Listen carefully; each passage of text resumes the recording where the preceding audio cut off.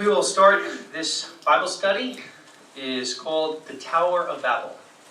The Tower of Babel, and I would like to start in Genesis 11. And like I say, some of these statistics I will read to you are a little bit graphic. I warn you beforehand, because we're not here to offend anybody, but with the subject we're going over, I believe it's extremely serious. And there's really no way to sugarcoat some of these things.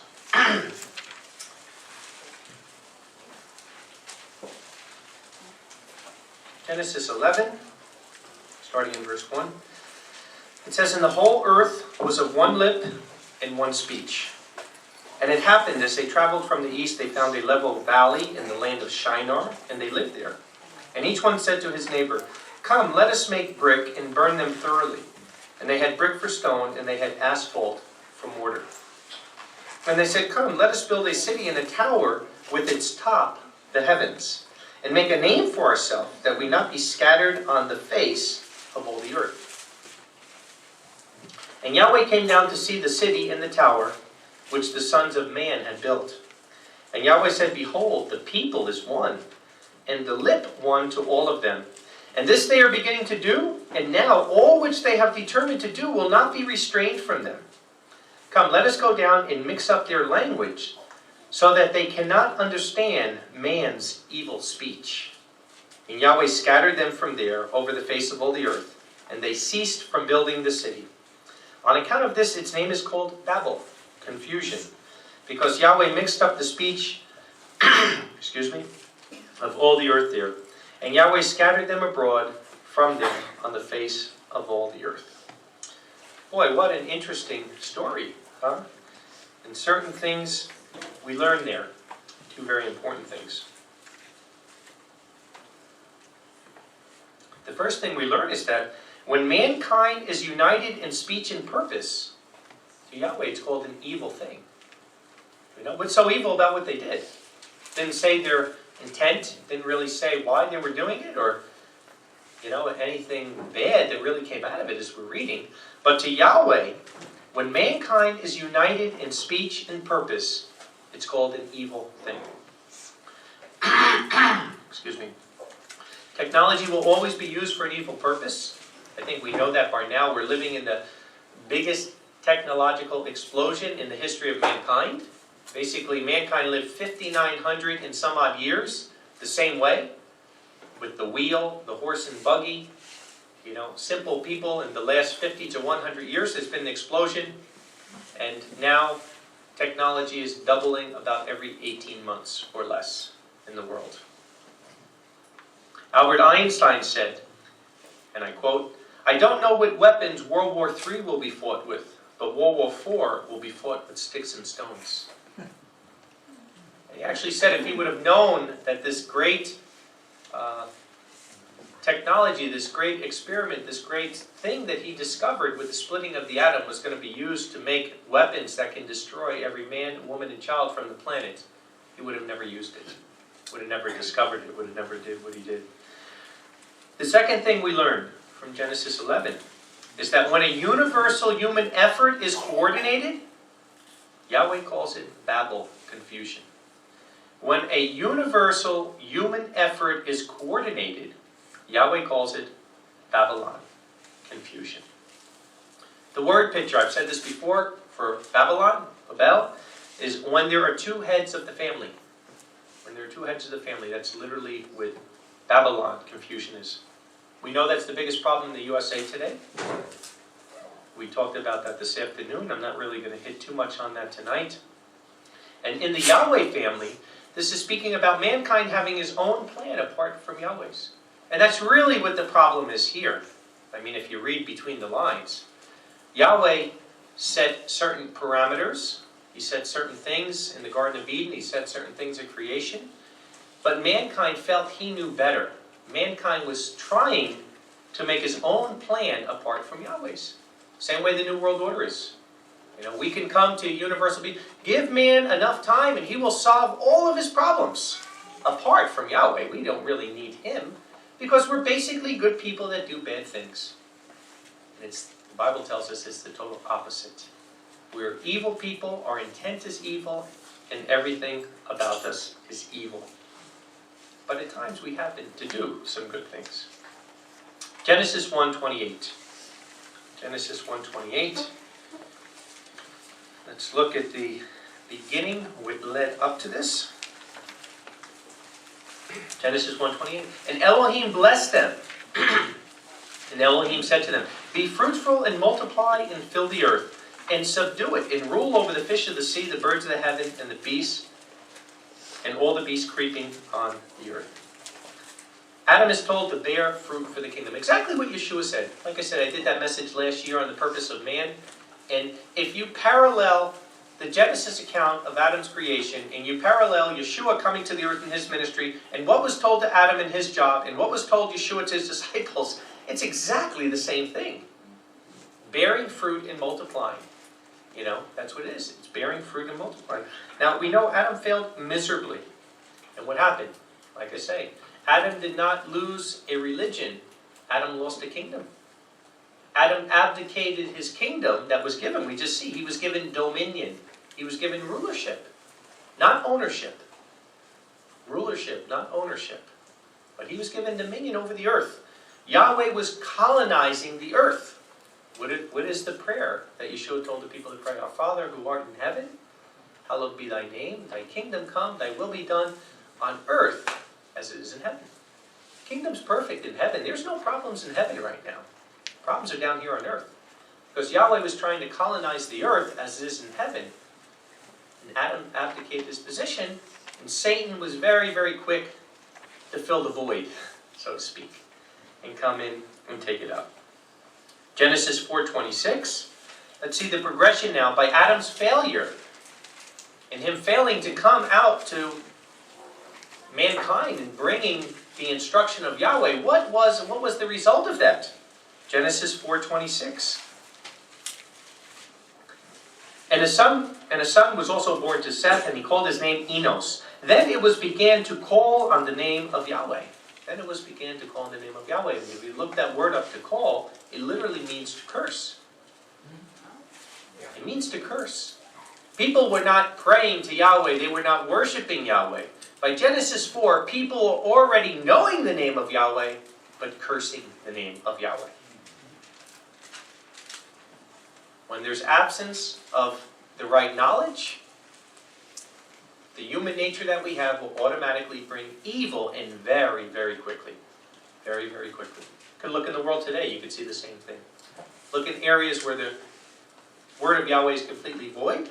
Look at places like Red China and communistic Russia. Look at places like North Korea.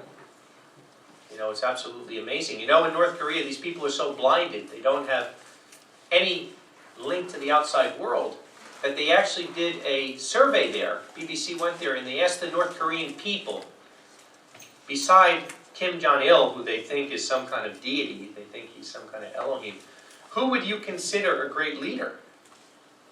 And their answer was Mao, Hitler. They didn't even know any modern day leaders. They didn't even know that they existed. They didn't even know their names. You know, when righteousness is void, when instruction is void, you're going to get evil real, real quick. And that's what we're seeing over here. People began to curse the name of Yahweh. Genesis 6, let's look at the end result of this. Genesis 6. And it came about that men began to multiply on the face of the earth, and daughters were born to them. The sons of the Elohim saw the daughters of the men, that they were good, and they took wives for themselves from all those whom they chose. And Yahweh said, my spirit shall not always strive with mankind, and their going astray, he is flesh. And his days shall be 120 years or times. The giants were in the earth in those days, and even afterwards, when the sons of the Elohim came into the daughters of the men, and they gave birth to them. They were the heroes who existed from ancient time, men of renown. And Yahweh saw the evil of man was great on the earth, and every imagination of the thoughts of his heart was only evil all the day long. And Yahweh sighed with sorrow that he had made man on the earth, and he was grieved to his heart. And Yahweh said, I will wipe off man whom I have created from the face of the earth, from man to beast, to the creeping thing, and to the birds of the heaven, for I repent that I made them. You say, well, as a human being, that's, to me, that's one of the hardest scriptures in the Bible for me to read. That Yahweh would feel that way about his very creation, about us, about human beings. He would feel so disappointed, so sorrowful at the evil that our human nature has, that he would literally wipe off all man, woman, child, beast, everything off the earth. Of course, unless the 8 people who were with Noah on the ark and 2 of each animal. It's a very sobering scripture. I'm not going to read it. We read it at the beginning of the feast about Genesis 19 and Sodom and Gomorrah, the same evilness that went on the earth. And there's different times in history, that there were evilness that went out. But you probably don't have a worse time than the days of Noah and the days of Sodom, where Yahweh wiped out everybody. He just wiped out everybody. Now we come to the end time. What does he tell us? He doesn't tell us it'll just be like the days of Noah, or it'll be like the days of Lot. He says it'll be like the days of Noah and Lot. We got everything mixed in together. Confusion, covetousness, greed, money, sexual perversion, everything that you can imagine that's evil with mankind and human nature is here in this world today. And it's growing like a cancer. Every single hour, every single day, every single week, every single month, every single year. And to me, the most disappointing part about it is that the people of Yahweh accept it. Not that they're doing it necessarily, but it's kind of like, yeah, I know it's bad, but I've heard a lot of people, what can you do? What can you do? Wow. This should appall us, what's going on out there. We should be absolutely appalled, shocked, frightened, feared that we're living in this time, that these things are happening before our eyes, that the Bible prophesied. And we see the evil everywhere, absolutely everywhere. Romans 3.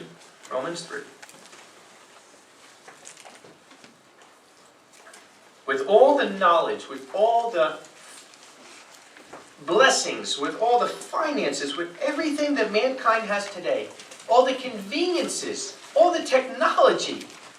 We have more things in this world today. And not all of them are bad. Technology isn't necessarily a bad thing. There's a lot of good things you can do with technology. You could save life. You could do things with all the technology we have today. Fly around the world. Go up to the moon. When you look at what mankind has used all this knowledge for, it's only been evil. It's only been evil. This is the first generation in the history of mankind that we can eliminate every man, woman, and child off the planet. You couldn't think of it before. When you would read Matthew 24, you couldn't figure out how could that happen.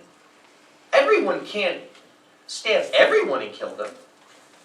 Now we have weapons that can literally wipe off every man, woman, and child off the planet. Not only 1 or 2. Countries like America, countries like Russia, countries like China, they have thousands of them. How many times do you want to destroy what Yahweh created? You really need to do it thousands of times over? And they'll tell you, it's a deterrent. Oh yeah, sure. It's a deterrent. Let's see. Let's see how much of the deterrent is. Was it a deterrent in Hiroshima? Was it a deterrent in Nagasaki? Was it a deterrent when 500,000 people died? When these bombs started going off? No. Nuclear weapons are not a deterrent. It certainly isn't a deterrent. And it's something that can destroy this earth very easily. Romans 3 and verse 10. And again, maybe you're thinking as I'm reading Genesis 6, well, that's way back then, and that's even before the flood, and now it's a whole new world, and things have changed since then, and Yeshua came, we got the New Testament, people are kind of better. But let's see what he says in Romans, the 3rd chapter, verse 10. According as it has been written, there is none righteous, not even one. Not even one. There is not one understanding.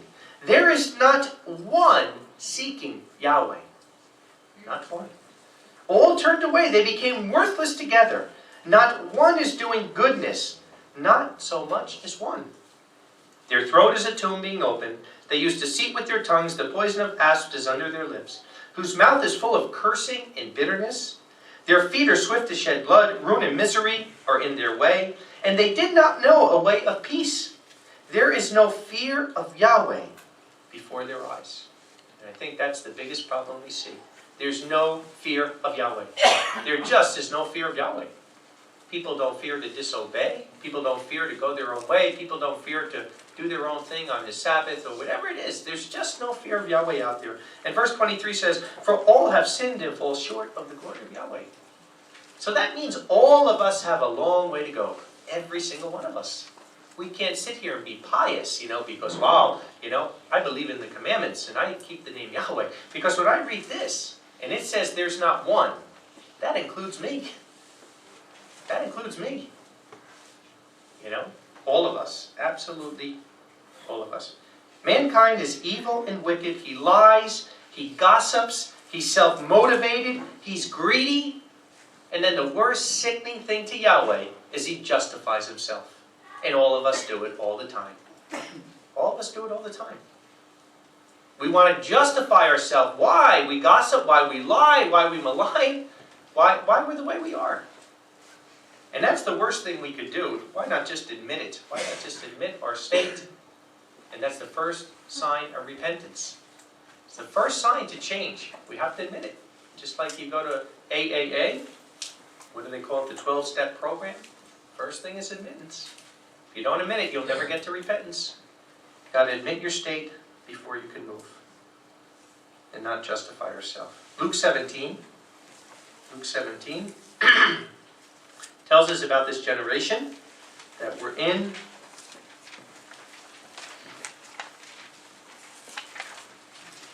Luke 17 and verse 22, I'll start.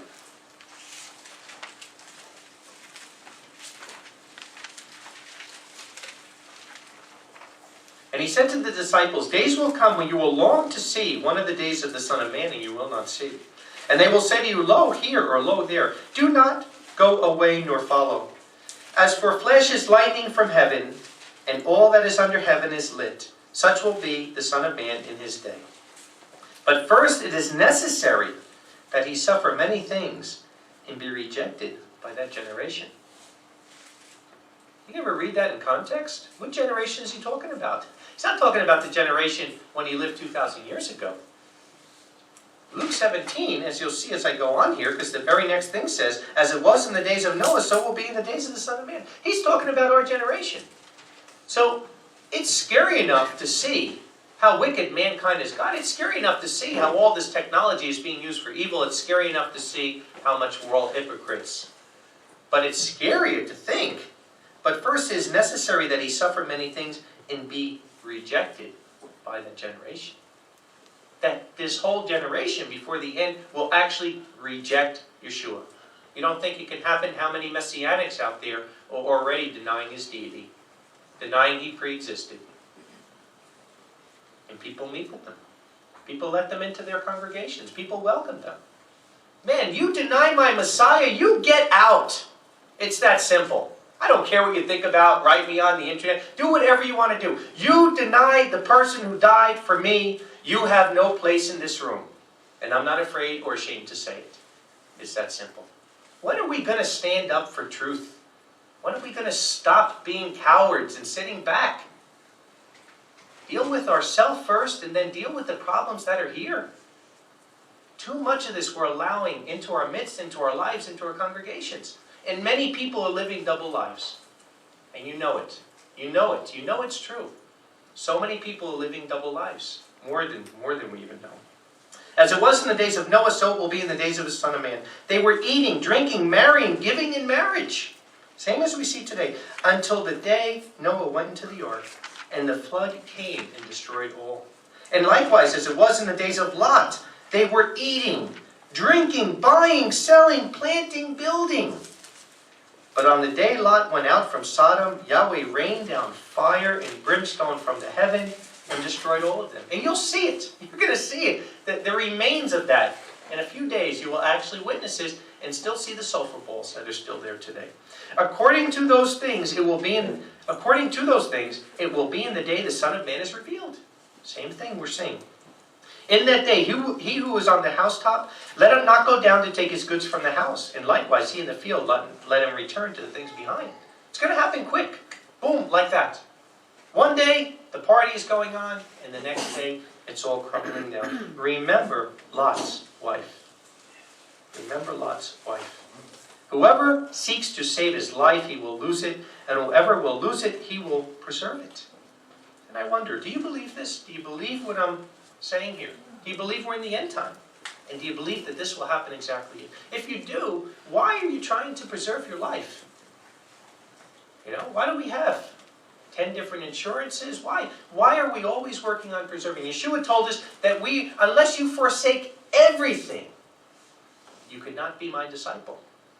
See, our life is one of giving, day by day getting rid of everything, and most of the things, the wickedness that's in us. Every day we should be working to get rid of our pride, our self-righteousness, our double-mindedness, until all that is gone. You've got to work on it day in and day out. Day in and day out we have to work on it. But instead, we come from a society that wants us to never suffer loss. No matter what it is. They never suffer loss. Like I said, buying brand new products, the best on the market, get the extended warranty. It's always the same thing. Never suffer loss. And it's a mindset. It's a mindset of giving up, or it's a mindset of holding on. And it's a choice we have to make. But I'm telling you, you will never get to the spot of being a true disciple of Yeshua if you have the mindset of holding on. That's the mindset that I'm reading here in Genesis 11 of the Tower of Babel. It's a mindset of holding. It's a mindset of collecting. It's a mindset of me. In the end times, people will be selfish, self-centered, disobedient to parents. That's where the mindset comes from. And this is what the Tower of Babel is all about. Uniting us all in one.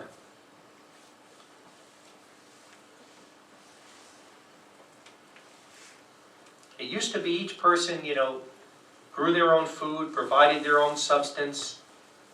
But we all know it's a different world today. You could live in the United States in California and you could buy a piece of fruit from China. And the other way around. It's a global world. It's amazing. But that's the world we live in. It's not as simple as it used to be. With the New World Order and world democracy, they've made the world one through technology and the internet through satellites. Through the New World Order, they made the world one through technology and the internet through satellites. Its top is the heavens.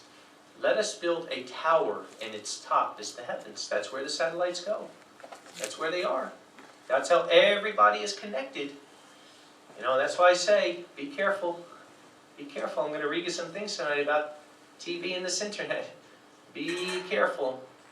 Be careful of all these social networks. Tell me one social network that's made from Yahweh. Tell me it. I know sometimes Yahweh people want to mimic social networks. The world has MySpace. They want to make Yah space. Like I said, it's not the way it works. We don't mimic them.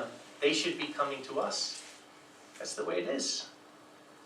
Get out from the world. You may think, well, that's his opinion. I'm telling you, the time is short, and you're going to be sorry if you don't. Get out from the world. This whole system of interconnection that the world is not a coincidence. And I'm telling you that it's demonic. I firmly believe that all of this end-time technology, a lot of it has been given by demons to these people. If you study the New World Order and its origins, if you study Freemasonry and the people that are leading this thing, they literally worship Lucifer. There's nothing good in them, absolutely nothing. And I could sit here, I've done it before a couple of years ago, I could historically prove it all to you. I'm not going to come here and give you wild-eyed rumors, of a hologram hitting the Empire State Building or the World Trade Center. I'll give you facts of how it started, who the people are, what they believe. It's written down, it's in the books. The people running this global world worship Lucifer. That is a fact. Freemasons at the 30th degree, they're told that Lucifer is God. In their own Bible, It says you need two gods. Lucifer is the good one. Yahweh is the bad one. You can read it for yourself. Just get one of their Freemason Bibles and you can see it. And these are the people that have connected the world. These are the people running things. These are the people that are putting people in power. And Yahweh's people are not abstaining from it. Like I said, come out of her, my people. It ends with leave your homeland and go abroad. It starts in here. It starts with coming out of the world. Coming out of the worldly system. Daniel 12:4. What does it say? We're seeing it. Could never imagine we could see as we are. But you, O Daniel, shut up the words and seal the book till the end time. Many shall travel back and forth, and knowledge shall be increased. What other time can it be talking about? Many shall travel back and forth, and knowledge will be increased. Knowledge, like I said, for mankind is primarily always used for evil. The knowledge is not bad. It's just that mankind will use it for evil. The knowledge could just as well be used for something good, but mankind uses it for evil. TV, movies, now the internet, and I can tell you 100% assuredly, Yahweh is not in Hollywood. Hollywood comes from the wood made from Merlin the magician's magic wand. It's made out of Hollywood. That's where the word comes from. It has to deal with every kind of immorality, every kind of mysticism, every kind of witchcraft. Yahweh is not in Hollywood. Now I will give you some statistics. Probably take me about 10 minutes to read this. I have 4 pages of them on TV and the internet. And if this does not shock you, I do not know what will. Starting out with TV. According to the Nielsen Company, they're the ones that do all the ratings. The average American watches more than 4 hours of TV each day. 28 hours a week. 2 months of nonstop TV watching per year. That's if you're going 24 hours a day. In a 74-year life, that person would have watched 10 years glued to the TV set. That's 10 years, 24 hours a day, 7 days a week, 12 months out of the year. That's just on average. There's some people that watch very little or none, so it means most people are watching more than that. The number of hours of TV watched annually by Americans, 250 billion. 250 billion hours just by Americans per year. The number of minutes per week that parents spend in meaningful conversation with their children, 3.5. Number of minutes per week that parents spend in meaningful conversation with their children, 3.5. And yet 250 billion hours of television watching a year. Number of minutes per week that the average child watches television, 1,680 minutes per week. The average child per week, 1,680 minutes. The hours per year the average American youth spends in schools is 900 hours. That's by law. The average American youth spends 900 hours in school. The average American youth spends 1,500 hours watching television. Almost double the time watching television of going to school. The average child, now remember what the Bible says, don't even look at the evil. Turn away from it. Put the evil away from you. The average child will watch 8,000 murders on TV before finishing elementary school. 8,000 murders. Now before TV, most people would never in their life even see one murder. The average child sees 8,000 murders on TV before finishing elementary school. By age 18, the average American has seen 200,000 acts of violence on TV, including 40,000 murders. We're wondering why so many problems are coming in the world? What goes in is what goes out. Millions of Americans are so hooked on television that they fit the criteria for substance abuse as defined in the official psychiatric manual according to Rutgers University. So this is actually something that they're actually diagnosed as a substance abuse, that they have to watch TV. They can't not watch TV. Millions of Americans. A National Health and Nutrition Examination survey released found 6.1 million children, and this is in America, between the ages of 6 and 17 to be severely overweight. Today, about 1 in 3 American children and teens are overweight or obese, nearly triple the rate from 1963. 1 in 3 now. 33% of our kids are obese. You know, I don't mean up there a few pounds. They're obese. Obese. The main culprit, inactivity. These same children watch more than 22 hours of television viewing a week and also have a high-calorie diet. A 1991 study showed that there was an average of 200 junk food ads in 4 hours of children's Saturday morning cartoons. 200 junk food ads just in 4 hours of Saturday cartoon. And they know how to do it. They know how to work the mind, how to condition you. They really do. Children are not the only Americans suffering from weight problems.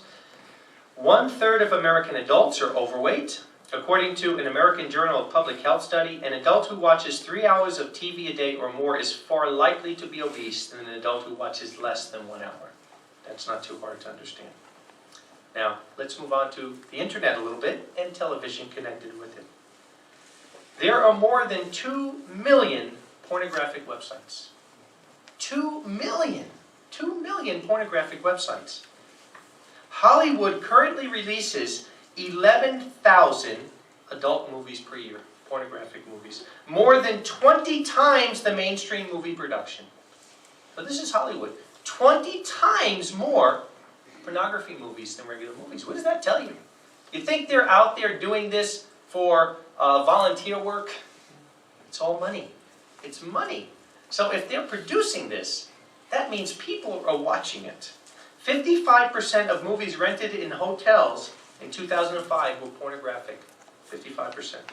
The average teenager spends 3 to 4 hours per day watching television, and 83% of the programming most frequently watched by adolescents contains some kind of sexual contact. 83%. 1/3 of 13-year-old boys admitted to viewing pornography.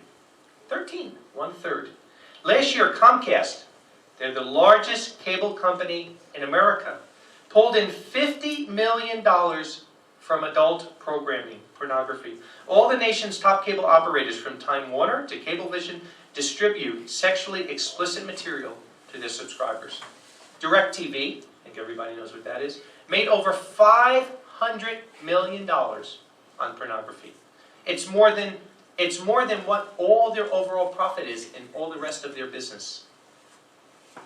The other areas, everyone is losing money. The only thing they're making money with is pornography. DirecTV, one of the biggest producers in America. The big hotel chains, Hilton, Marriott, Hyatt, Sheraton, Holiday Inn, which all offer pornography on in-room pay-per-view television systems. And they are purchased by a whopping 50% of their guests, accounting for 70% of their in-room profits. These are the biggest hotel chains in the world, all making all their money on pornography. One owner of the chain said, "We have to have it, our guests demand it."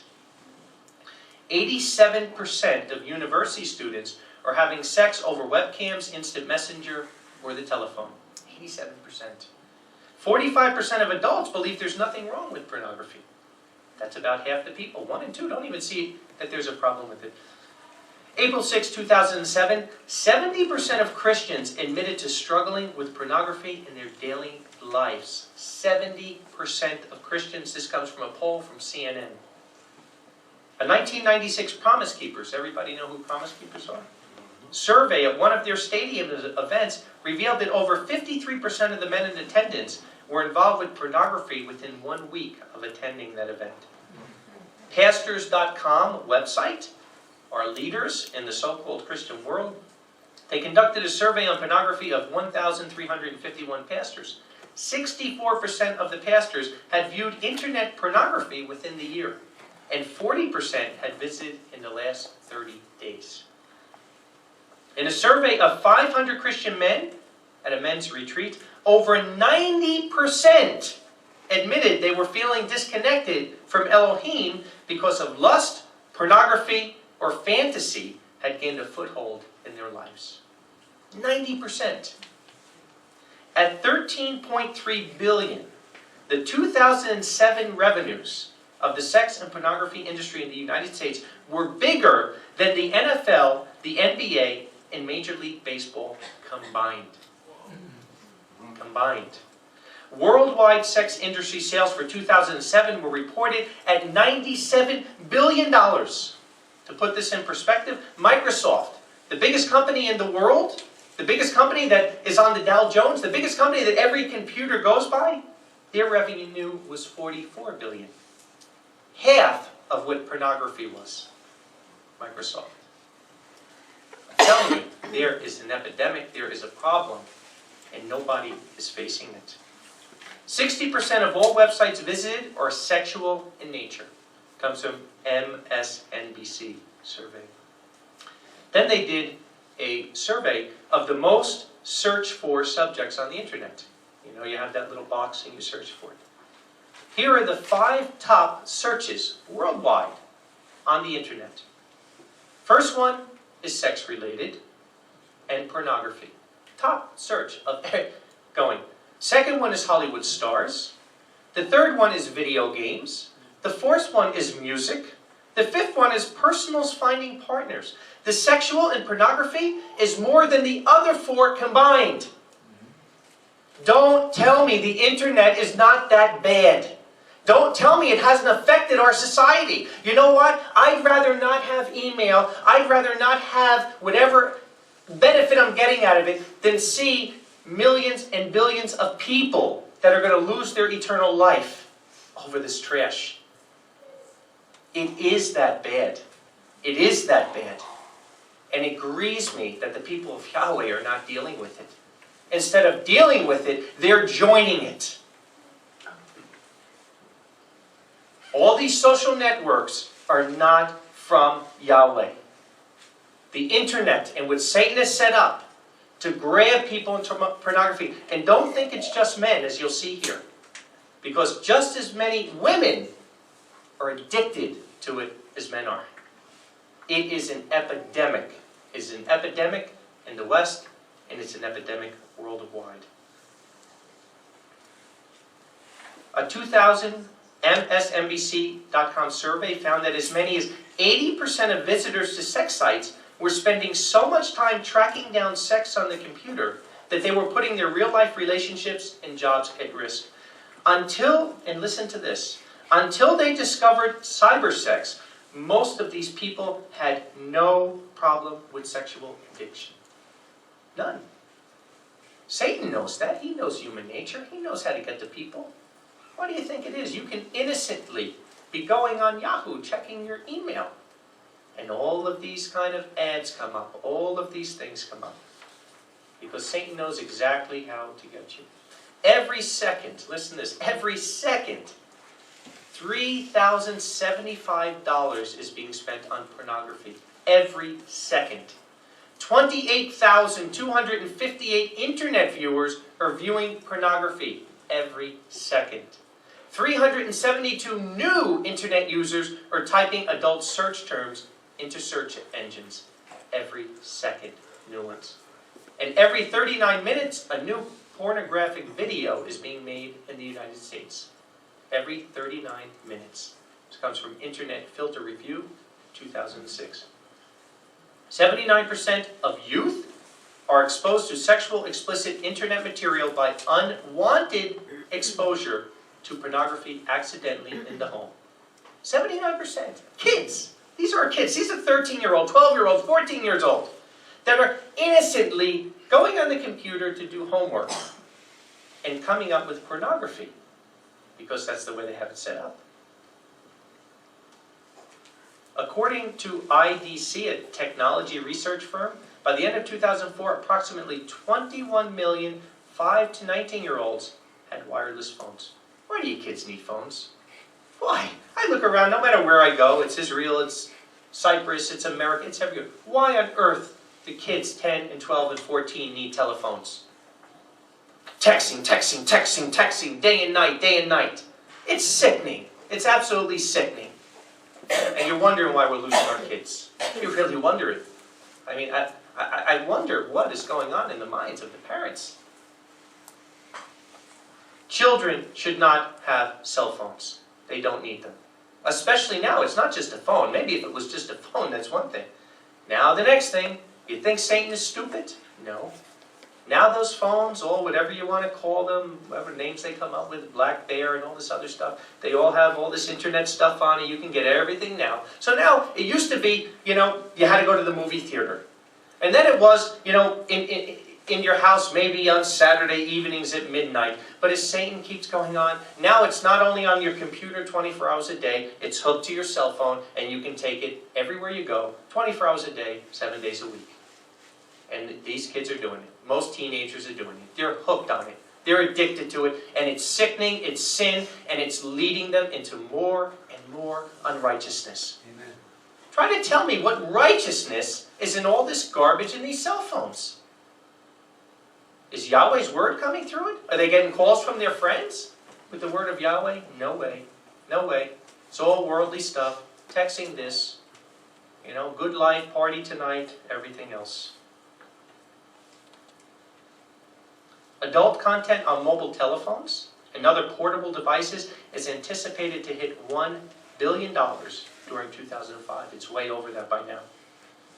48% of first graders, 5-year-olds, 48% reported viewing sexual-related material online content that made them feel uncomfortable. Again, by accident. But let me tell you something, they're getting it by accident at 5. Where do you think they'll be at 10 and 12? What's going through our minds? We have to protect our children. We're losing them. And many of them we've already lost. 20% of teens have created private email addresses or social networking profiles to hide what they do online from their parents. How many parents even know what's going on with their children? 63% of teens said they know how to hide what they do online from their parents and clear the browser history. You might think you're smart, but when it comes to this technological stuff, these kids are smarter than we are. And you might think, oh no, Johnny's telling me he's not looking at this. They know how to do it. They talk with their friends. They know how to disguise it. Teens readily post personal info online. 64% post photos or videos of themselves, while more than half, 58%, post info about where they live. 56% give this information to people they don't know. There was just a big thing just in the last few weeks on Facebook, how private information is being stolen and used. I was saying, my brother who's on that thing, gets a call from a friend I had years and years and years ago. Fred, are you in trouble? No. Somebody stole his identity on Facebook and told everybody he was stuck in England and needed money. Your teens are doing this, putting personal information up there. They don't know any better, but it's up to you to teach them. 20% of teens have engaged in cyberbullying behaviors, including posting mean or hurtful information or embarrassing pictures, spreading rumors, publicizing private communications, sending anonymous emails, or cyber pranking somebody. Where do you think they're getting it from? I'm telling you, I see it just as bad and even worse sometimes in the congregation with adults. At the flick of a pen, sending rumors, sending false information, demonizing somebody who did nothing wrong, or wasting all this junk mail, sending all these kind of things every day. Some people send out 20 and 30 different things every day and little poems and all this other stuff. Come on, it's time to get to work. It's time to get to work and get away from all this nonsense. 71% of teens have established online profiles, including those on social networks such as MySpace, Friendster, Zagner, up to 61% from 2006. So now, and I think it's even closer to 80%, they've set up, your children have set up profiles on these networks. Do you even know about it? 65% of high school students admit to unsafe, inappropriate, or illegal activities online. 65% high school students. Of age 13 and 14, 90% of males 13 to 14, 90% of males and 70% of females reported accessing sexually explicit media content at least once. 90% of males, 70% of females. 9 out of 10 children between the ages of 8 and 16 have viewed pornography on the internet. 90% between the ages of 8 and 16. In most cases, the sex sites were accessed unintentionally, when a child, often in the process of doing homework, used a seemingly innocent-sounding word to search for information or pictures. It comes from the London School of Economics in January 2002. It's probably higher than that. The number of cases in which children received court orders or warnings for sex offenses has jumped 20% in the last 3 years. Experts blame the internet, saying that the youth behavior has been changed by ready access to sexual imagery. 69% of teens regularly receive personal messages online from people they don't know, and most of them don't tell a trusted adult about it. Many times the information transmitted is sexually explicit. 30% of teenage girls polled by the Girl Scout Research Institute said they had been sexually harassed in a chat room. Only 7%, however, told their mothers or fathers about the harassment because they were worried that their parents would ban them from going online. 86% of the girls polled said they could chat online without their parents knowing it. The number of television sexual scenes has almost doubled since 1998. 70% of all TV shows have some sexual content, averaging 5 sexual scenes per hour. Up among the top 20 most popular shows among teens, 70% include sexual content and behavior. The average number of hours that people spend online each week for leisure activities, non-work, has grown over the years, hovering at 7 hours from 1999 to 2002. And this isn't work-related, this is just leisure. To 8 to 9 hours from 2003 to 2006, to 11 hours in 2007, and is now peaking at 15 to 16 hours per week on average. That's just leisure time, nothing with work. I know some people need to use a computer with work. The age group that spent the most time online were 30 to 39-year-olds, peaking out at 18 hours per week. The total number of U.S. adults on the internet is 184 million, around 80% of the total population. According to the poll, that's up from 56% in 2000. That's a Harris poll. And again, you talk about cell phones, don't even get into that, and you wonder, like I said, 60% of marriages are ending in divorce. 90% of marriages that don't seem to be unhappy. Most children are unhappy, and it's because people are not working on personal relationships. They're just not. We're human beings. Relationships take time. They take nurturing. And like I said, if our worry is all getting on to whether it's a news report and we want to give our little spiel of what we think of an article, or we want to give our opinion to what somebody else thinks of the article, or whether you're going on your social network, or whether you're going on something else, whatever time, and like I said, you may have to spend some time on the internet. I'm not here to judge you for that. But what I'm saying is, every time spent, every minute spent on TV and the internet is 1 minute that's not spent on our family, our friends, and Yahweh. And there's only so many hours in a day. And I've had many people give me all these excuses why they don't have time for prayer and Bible study. And yet somehow, I'm looking at this and I'm amazed. I'm just absolutely amazed. And I'm saying, this is an epidemic. I remember last year, remember swine flu? They were getting millions of shots. Get everybody, it's an epidemic. When less than 1,000 people were actually infected. There's 100,000 people that die every year from the regular flu. This is an epidemic. We're looking between 50 and 90% of our youth are somehow involved in something with this. Whether it's sexually orientated or it's cyberbullying or whatever it is an epidemic. And if you could read those scriptures in the days of Noah and the days of Lot and not see that as I read this, then Yahweh help you. Because I'm telling you, this scares me. When I was studying this to put it together, I had no idea. I knew it was bad. I had no idea it's an epidemic. and worse in the Christian circles than the world. It's scary to think we are close to the end. We are close to the end. How long can our Father let this go on for? You know, and that generation that came out of World War II that had morals and values, and they might not know the name of Yahweh, and they might not even know the Sabbath day. But those people had morals and values, and stayed with their wife forever, and did all these things, and they're honest and they don't lie, and they're dying off. And man, Yahweh help us when all we're left with is the baby boomers.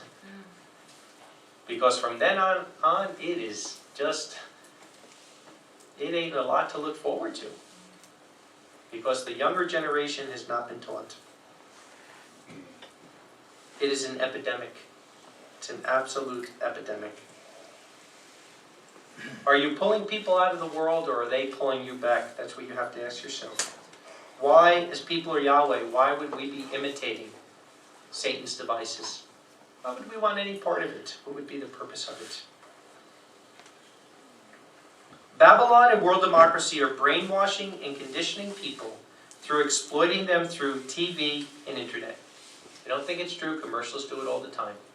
30 seconds to a minute, a commercial can get 1 billion people to buy Coca-Cola. Who would buy Coca-Cola? I mean, Coca-Cola is sugar water. Doesn't taste good. There's nothing good about it. It's not cheap. Why would anyone buy Coca-Cola? Because you're conditioned. Because they know how to condition your nervous system and work your mind through that commercial. Commercials aren't just made. They know exactly. A commercial is made to get into your mind and manipulate you and brainwash you. You know, whether it's American Express showing the father having the heart attack and American Express coming to the aid in the middle of the night. Give me a card, I want it. They manipulate you. Commercials do it all the time, and it's Satan knows how to do it. He knows how to manipulate you. He knows how your mind works. And I'm telling you, he has been doing it through TV and internet, and there's a good movie that sometimes we show at the school called Time Changer, which shows you how much society has gotten worse in the last 100 years. But the woman said something that was very interesting. Because there's times in the past I thought, wow, you know, if they can go back to the TV days of the Father Knows Best and leave it to beavers. But she made a very important point in there. From the beginning, TV may have had a morality, like Father Knows Best and leave it to beaver. But Yahweh was never in TV from the beginning. He never was. You don't see these families praying. You don't see them going to Yahweh with their problems. You don't see it centered around bringing up children in the Word of Yahweh. So TV was doomed to fail from the very beginning, even when they had some morals to it. Because all that is secular humanism. And as the decades went on, you know, and you went from the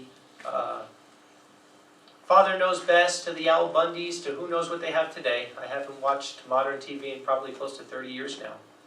It just has gotten worse and worse and worse, progressively worse.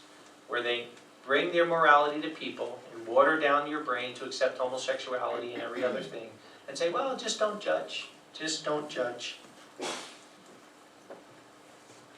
Let's go to Zechariah 5. I want to show you a couple of things here about how this is part of prophecy being fulfilled, and it's part of Babylon's downfall. If you go back and you look at every major society, every major world superpower in history, whether it was Babylon or Rome or Greece, the one deciding factor that destroyed every major superpower and empire was when immorality passed 50%. That was in a society.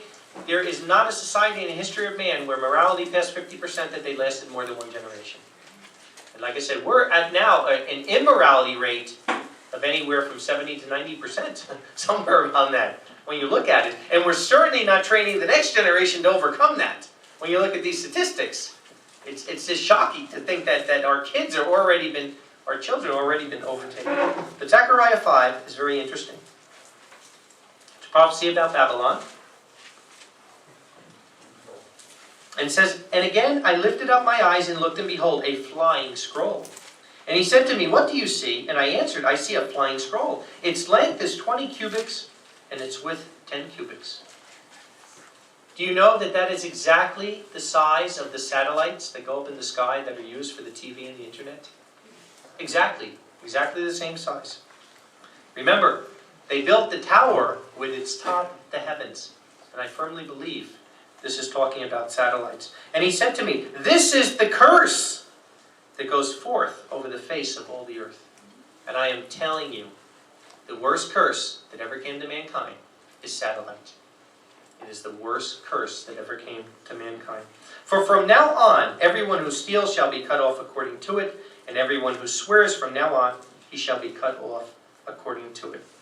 And I will bring it forth, says Yahweh of hosts, and it shall go into the house of the thief, and into the house of the one who swears falsely by my name. And it shall remain within his house, and he shall finish it, and its timber and its stones.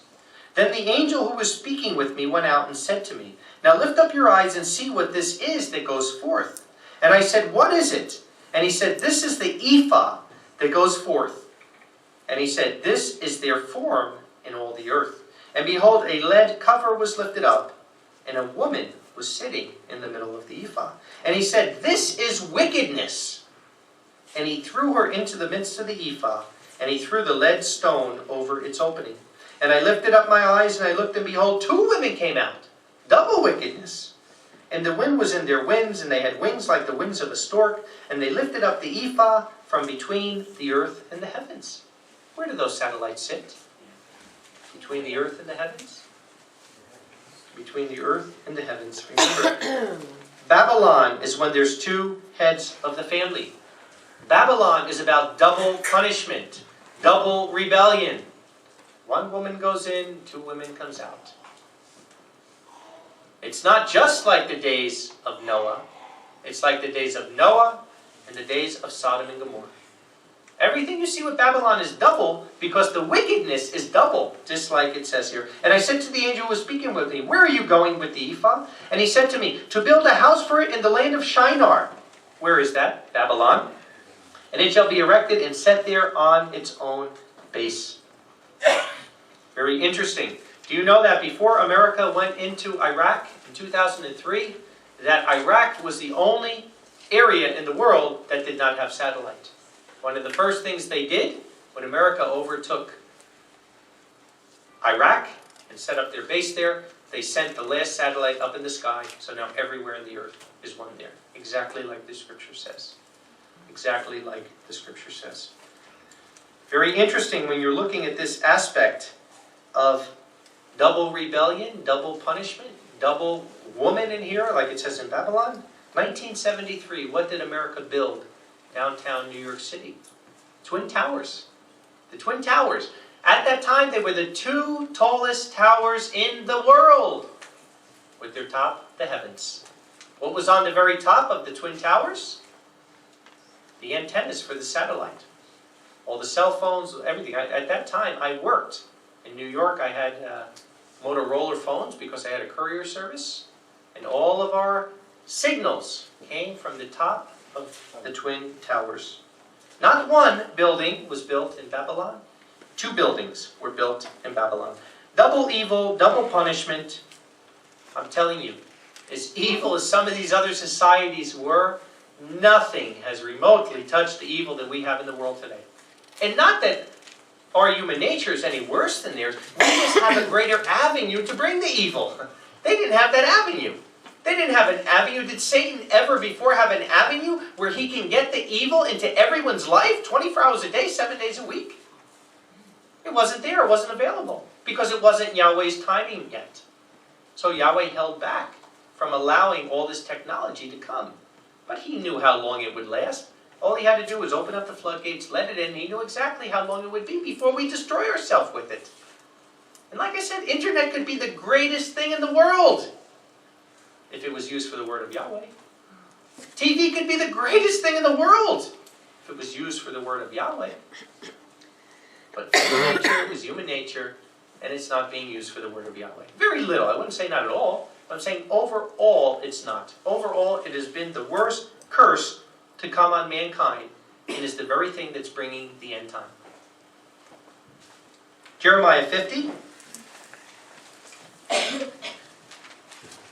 Jeremiah 50 and verse 21. And I say Jeremiah 50 and 51, of course, these are end-time scriptures. They've never been fulfilled before. But there's something called ciphers about Babylon. A cipher is where they change the letters of the word to hide the meaning of it. And this is one of those ciphers. It says, go up against the land of Maranatha. And again, they took the letters of the name and they switched them around to come up with Maranatha, which means double bitterness, double punishment. Go up against the land of Maranatha, double bitterness, double punishment, against it and against the dwellers of Pekod. Another cipher, which means visitation or punishment. Waste and destroy after them, says Yahweh, and do according to all that I have commanded you. Maranatha, double bitterness, double punishment. Revelation 18, verse 4 through 8. Revelation 18, verse 4 through 8. And I heard another voice out of heaven saying, leave the land of her, my people, that you may not share in her sins, and you may not receive of her plagues. Because her sins joined together even reach up to the heaven. What was the tower about? Building a tower to the skies. Their sins together reached to heaven, and Yahweh remembered her unjust deeds. Give back to her, as also she gave back to you, and double to her double, according to her works. And the cup which she mixed to her double. By what things she glorified herself and luxuriated? By so much give back to her torment and mourning, because she says in her heart, I sit as a queen, I am not a widow, and I now shall not see sorrow.